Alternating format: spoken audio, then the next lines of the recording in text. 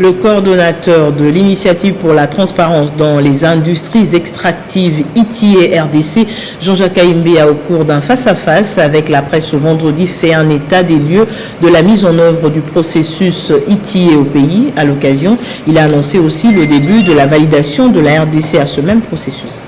C'est un processus qui pourra prendre plus ou moins un an. Ce processus permettra à la République démocratique du Congo d'être certifié pays à la transperce élevée en matière de gestion de ressources extractives, selon le coordonnateur des ITIE RDC, Jean-Jacques Kayembe.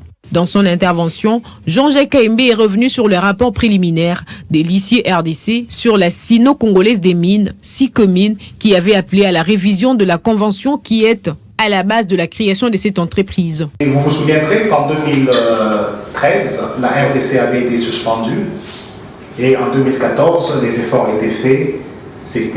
La RDC était validée aux règles de l'ITIE qui, à l'époque, était en train de justifier le niveau satisfaisant de progrès qu'un pays a effectué. Lorsque la décision est tombée en octobre 2019, le comité exécutif de l'ITIE et les parties prenantes de notre pays ont adopté une feuille de route de priorité. Il fallait travailler de manière d'arrache-pied parce que la date initiale était prévue au 16 avril 2021.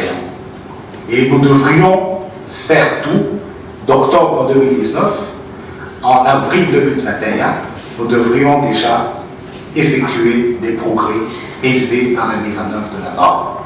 C'est comme ça que le comité exécutif a adopté une feuille de route où elle a répertorié les priorités de mise en œuvre. Notant que ce face-à-face avec la presse a permis au coordonnateur de l'initiative pour la transparence dans les industries extractives de faire un état des lieux de la mise en œuvre du processus ici en République démocratique du Congo.